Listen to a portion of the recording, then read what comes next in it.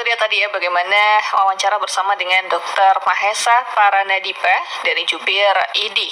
Dan kita juga coba konfirmasi begitu terkait dengan kebijakan ini bersama dengan Pak Rahmat Handoyo dari Komisi 9 DPR RI yang sudah bergabung via telepon. Kita coba sapa. Assalamualaikum warahmatullahi wabarakatuh. Selamat pagi Pak Rahmat. Waalaikumsalam warahmatullahi wabarakatuh. Salam sehat Mbak Tara. Baik, salam sehat Pak Rahmat bersama dengan Tara dan juga sahabat sulung. Ini terkait dengan undang-undang begitu ya, RUU jadi polemik begitu, RUU Kesehatan Omnibus Law. Pak Rahmat, ini terkait dengan pembahasan begitu ya, yang ini masih menuai polemik. Kalau dari Komisi 9 ini melihatnya seperti apa Pak Rahmat? Ya, saya kira kita hormati ya, namanya penyempurnaan, perbaikan tentang sistem kesehatan. Ada yang setuju, ada yang tidak nyaman, ada yang barangkali terganggu, tapi juga harus dihormati juga orang yang merasakan ketidakadilan di Indonesia ini. Ada yang merasakan ketidakmerataan di Republik ini terhadap sistem kesehatan. Harus disadari bahwa RUU ini adalah inisiatif DPR, muncul karena ada informasi, ada suara, ada masukan dari rakyat bahwa ada ketidakadilan kedokteran, ada ketidakadilan kesehatan kita di seluruh Indonesia. Dokter itu hanya menumpuk di Pulau Jawa. Dokter itu hanya menumpuk di Pulau Jawa, kota-kota besar, khususnya di luar Jawa juga mengalami kesulitan untuk mendapatkan akses dokter, untuk dokter spesialis khususnya. Produksi dokter kita juga sangat minim karena keterbatasan pendidikan kita. Nah, ketidakadilan dan ketidaksempurnaan itu perlu kita sempurnakan, perlu kita perbaiki. Papua juga punya hak loh untuk mendapatkan fasilitas kesehatan. Ketika kita mendapatkan miris, ketika di Ambon ada rakyat yang sakit jantung untuk bedah jantung, itu tidak bisa bedah jantung di Papua. Ketika di daerah pinggiran ada sakit jantung yang harus membutuhkan sakit urgent untuk pasang ring, sebatas pasang ring aja di sana tidak ada dokter jantung. Nah, sedangkan pemerintah tidak bisa memerintahkan dokter spesialis untuk berpraktek di daerah-daerah pinggiran, di daerah kota-kota kecil. Nah, karena memang itu adalah ketika pemerintah Presiden Jokowi memerintahkan untuk didistribusikan merata, kemudian Mahkamah Agung menggagalkan ketika ada kewajiban dokter spesialis untuk berpraktek di daerah pinggiran, itu tidak diizinkan atau tidak ditolak oleh teman-teman dokter kita. Nah, itulah salah satu bentuk-bentuk rakyat juga harus butuh keadilan dalam mendapatkan akses kesehatan di seluruh rakyat Indonesia. Memang soal isu kedokteran ini tidak sebatas dokter saja, tapi juga rumah sakit, pelayanan kesehatan dasar puskesmas, semua rata, semua rasa berhak rakyat untuk mendapatkan fasilitas kesehatan. Untuk itu, dalam rangka untuk menyempurnakan perbaikan dan keadilan dan pemerataan kesehatan khususnya di seluruh Indonesia, maka perlu penyempurnaan. Kalau tidak ada perbaikan, maka sampai 20 tahun, 30 tahun ke depan, Indonesia tidak akan mendapatkan yang namanya daerah pinggiran mendapatkan dokter spesialis. Indonesia di daerah pulau terpencil tidak akan pernah mendapatkan dokter spesialis, hanya terpusat di Pulau Jawa dan kota-kota besar saja. Nah, untuk itu saya kira, saya memahami ketika ada suara yang tidak menyetujui, kita hormati juga, tapi bagaimana cara perbaikannya. Tapi apapun, pro kontra ini menjadi masukan yang berharga untuk penyempurnaan penyusunan undang-undang. Sekarang ini kan proses penyusunan undang-undang sudah sampai selesai di tingkat DPR ya. Artinya selesai itu tinggal nanti akan dibahas dengan pemerintah.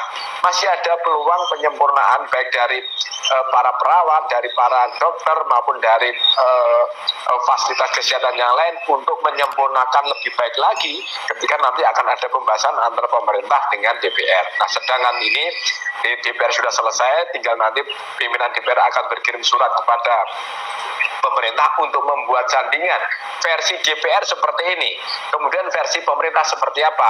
Nah, ketika nanti pemerintah akan menyusun sandingan dari DPR, tentu pemerintah juga akan minta masukan dari berbagai elemen masyarakat kan.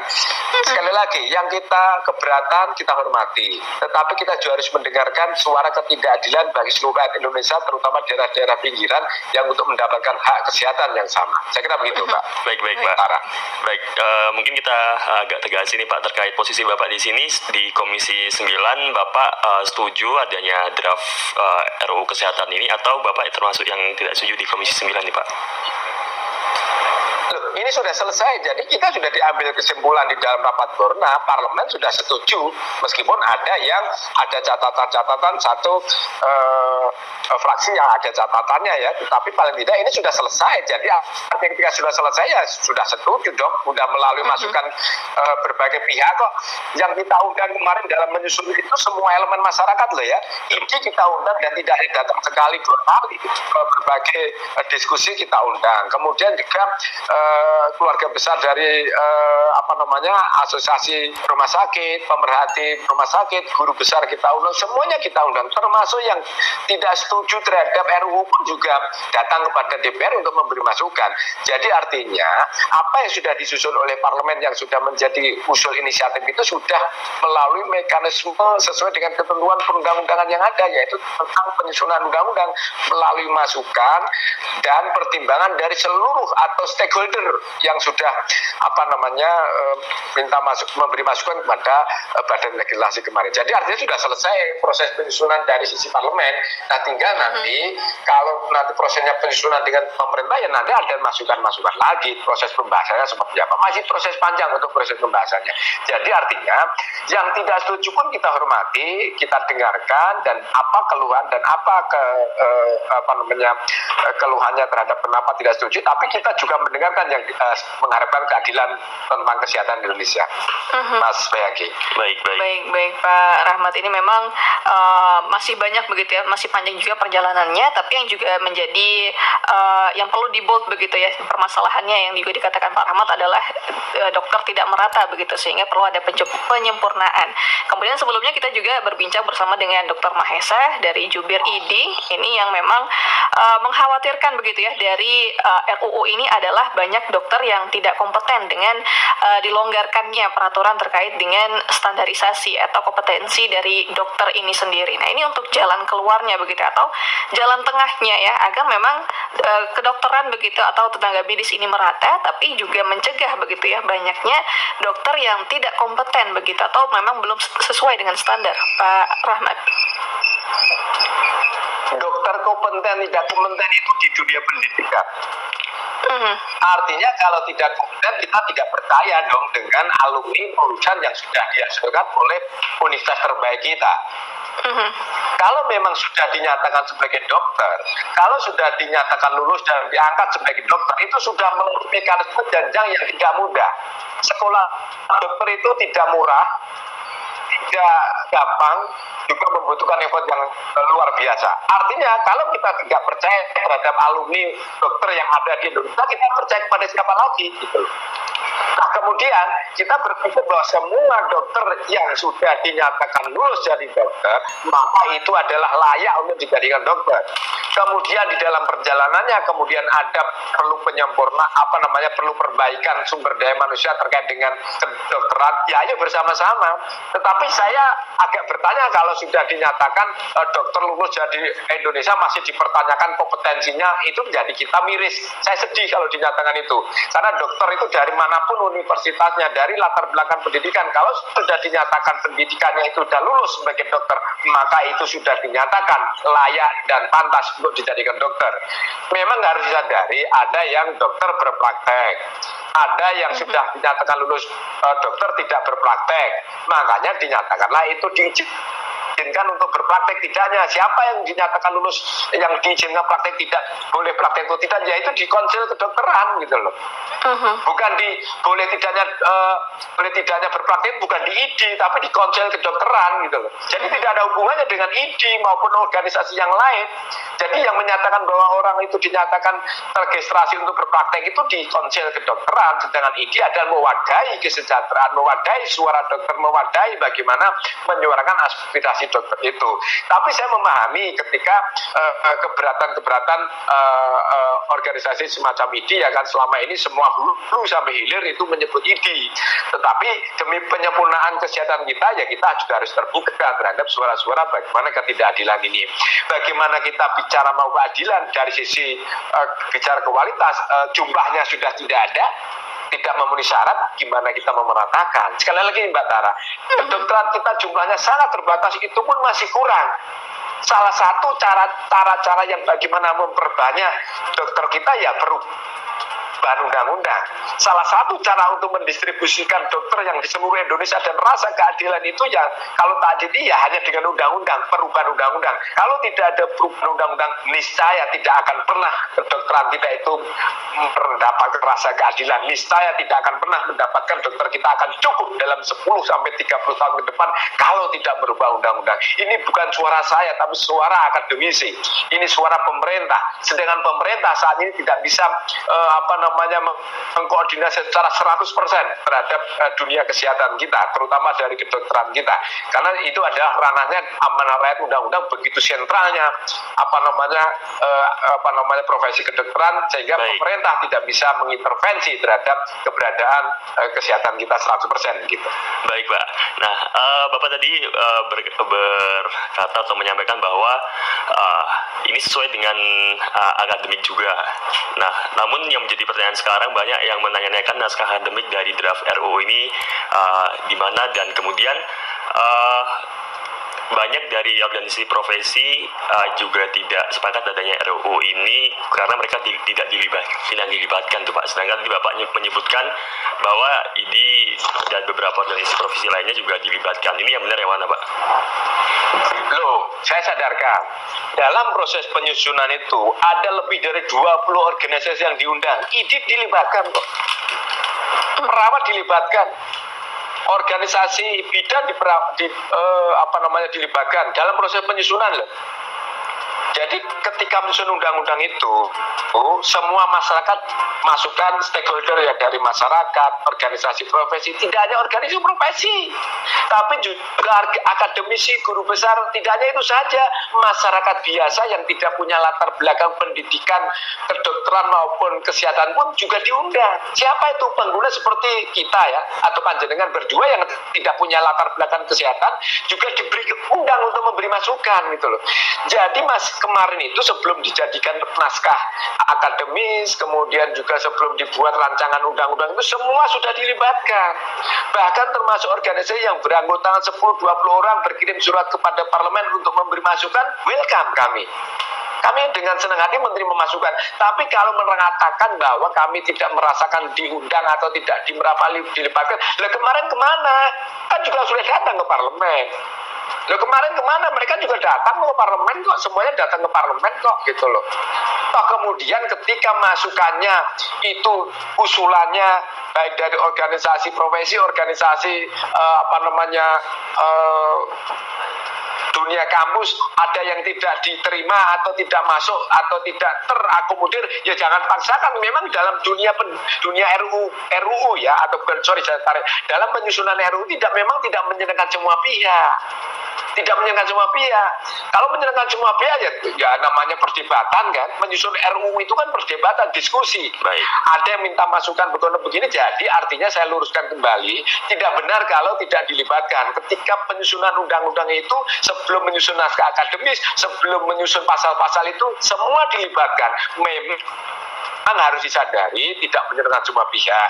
Memang disadari ada yang usulannya, ada aspirasi yang tidak semuanya ditampung. Kalau aspirasinya 10 kemudian diterima 2 atau 3 kan yang sisanya tidak diterima kan juga harus menjadi proses perdebatan. Karena kan politik itu kan atau di parlemen kan berbagai partai politik, berbagai fraksi, tentu kan ada perbedaan-perbedaan yang harus dihormati gitu. Tidak serta-merta bahwa 100 ide, 100 gagasan itu harus diterima, kemudian ketika tidak diterima terus mengatakan tidak dilibatkan, itu kan juga menjadi masalah gitu. Baik itu. Nah, kemudian yang banyak ditanyakan juga Pak Rahmat ini terkait naskah akademiknya Pak. Ini banyak mempertanyakan naskah akademik dalam menyusun draft itu di mana gitu. Ini mungkin bisa dijawab juga Pak. Begini, sebelum menyusun pasal-pasal itu adalah kita bagaimana secara secara substansi itu adalah naskah akademis. Sebelumnya karena naskah akademis itu, maka tadi saya sampaikan diundanglah ID, diundanglah para dosen, para akademisi, para besar. Nah, setelah terkumpul informasi itu baru disusunlah naskah akademis. Jadi jangan dibalik-balik. Jadi ketika mereka sudah masuk memberi masukan kepada parlemen, kemudian parlemen sudah datang ke berbagai daerah, sudah terkumpul datanya, baru menyusun naskah akademis. Setelah masukan dari berbagai pihak, kemudian baru disusun naskah akademis, baru diturunkanlah dalam bentuk pasal-pasal itu. Bukan berarti langsung menyusun akademi. Saya koreksi ya, bahwa sebelum menyusun naskah akademi itu, yaitu tadi saya sampaikan, semuanya sudah dimintakan pendapat, dimintakan komentar, dimintakan masukan. Jadi tidak betul kalau tidak dilibatkan dalam penyusunan naskah akademis. Memang dalam menulis tidak dilibatkan, tetapi dalam rangka untuk membuat naskah akademis itu tenaga ahli DPR menyusun berdasarkan dari masukan-masukan dari yang sudah datang ke parlemen, dan parlemen juga sudah datang ke berbagai pihak yang terlibat di dalam penyusunan atau di bidang kesehatan itu. Jadi saya koreksi, tidak betul kalau tidak melibatkan para akademisi maupun organisasi profesi. Menyusun naskah akademis itu datangnya dari mana ya, masukan dari para pihak tadi itu begitu. Baik Pak Rahmat, berarti memang masih perlu ini lagi ya untuk naskah akademisnya.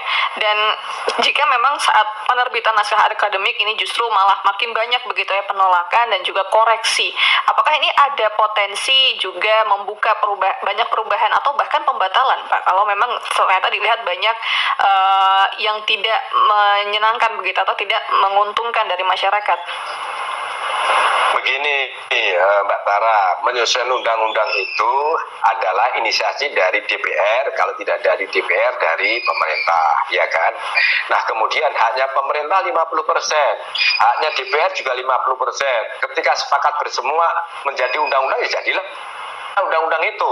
Ketika tidak bersepakat, pemerintah DPR mengajukan rancangan ini, kemudian pemerintah tidak sepakat dilanjutkan jadi undang-undang, ya tidak akan jadi undang-undang ini.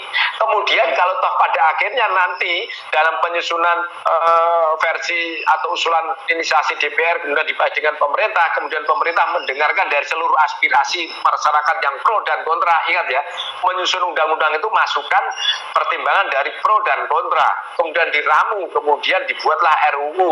Nah, disitulah yang merasa masih belum puas, silakan, masih ada tahapan-tahapan untuk memberi masukan kepada DPR dan kepada pemerintah. Kalau toh pada akhirnya di dalam penyusunan nanti RUU kesehatan itu pemerintah dan DPR sama-sama setuju dan sepakat untuk jadikan undang-undang, maka jadilah undang-undang itu. Tetapi kalau sudah menjadi undang-undang, sekali lagi saya tekankan, ketika sudah jadi undang-undang itu ada yang pro dan kontra, dan yang kontra tetap tidak setuju, masih ada ranah hukum, ada ranah yang disediakan oleh negara untuk menolak terhadap RUU kesehatan ini atau undang-undang apapun. Di mana itu? Di ranah Mahkamah Konstitusi. Jadi ketika mengajukan ranah konstitusi, karena berpasti adalah ada hak yang dilanggar terhadap Undang-Undang Dasar 45, maka hakim yang independen, yang sangat independen, itu tentu akan memutuskan apakah penolakan atau ditolak itu dikabulkan oleh MK atau tidak. Nah, itu masih ada panjang untuk menuju penolakan atau menuju yang kontra, itu masih kita hormati, kita ada ranah hukumnya begitu, Mbak. Baik. Nah, kemudian yang dipermasalahkan di publik juga, terutama muncul juga ya beberapa organisasi serikat pekerja, bahkan partai buruh juga turut serta ini Pak untuk mengomentari terkait RUU Kesehatan ini Pak. Nah, diantaranya yaitu RUU Kesehatan ini menyebutkan bahwa BPJS, baik itu kesehatan yang dikelola oleh Kementerian Kesehatan dan juga BPJS Ketenagakerjaan oleh Kemenaker ini Pak. Itu yang dipermasalahkan itu Pak. Nah, itu kenapa kemudian yang sebelumnya di bawah tanggung jawab Presiden menjadi di bawah lingkup pengelolaan kementerian nih Pak? Nah, ini kan masih dalam proses usulan ya, bukan usulan, masih ya inisiatif parlemen. Saya tidak ingin jauh di situ. Itu adalah keberatan, sekali lagi keberatan dan kontra itu kita hormati. Nanti kita akan proses di dalam pembahasan dengan pemerintah. Persoalan apakah itu BPJS masih kenyataan saat ini masih di dalam sesuai undang-undang, masih dalam naungan dari bertanggung jawab penuh kepada Presiden, baik BPJS Kesehatan maupun BPJS Tenaga Kerja. Kalau pada akhirnya ada perubahan, ya pasti ada kesepakatan antara parlemen dengan pemerintah ya, apakah masih tetap bertanggung jawab pada Presiden ataukah ada modifikasi bertanggung jawab pada Presiden melalui menteri atau apapun, masih ada ranah untuk diskusi ya, untuk membahas soal itu. Jadi saya tidak ingin terlalu banyak komentar karena ada yang berkeinginan untuk tetap di bawah Presiden langsung. Kita harus hormati. Ada juga yang tetap bertanggung jawab kepada Presiden tetapi berkoordinasi dengan Menteri. Itu juga bisa. Itu menjadi masih dinamis untuk proses pembahasan soal itu. Artinya masih bisa untuk dirubah Pak poin-poin tersebut Pak? Loh, ini sebelum jadi undang-undang masih banyak yang bisa dirubah. Ditolak aja masih mungkin kok. Ketika disampaikan oleh pemerintah kemudian pemerintah tidak setuju untuk dibahas, ya itu sangat mungkin sekali. Sebelum jadi undang-undang, semua potensi kemungkinan itu masih ada, masih sangat dinamis. Jadi saya harapkan sekali lagi begini, kita menghormati yang sangat kontra atau tidak setuju, tapi kita juga harus mendengarkan suara kesedihan saudara kita, rakyat kita yang tidak mendapatkan fasilitas kesehatan di daerah pinggiran pulau luar di Pulau Jawa ini. Masih jutaan yang belum mendapatkan fasilitas kesehatan. Itu rakyat kita loh. Masa orang rakyat kita yang kena serangan jantung, kena penyakit jantung untuk sebatas sering, hanya sebatas di pulau besar dan kota Pulau Jawa, Bali, NTT tidak bisa, harus dibawa ke Jakarta, kemudian Ambon harus dibawa ke Makassar.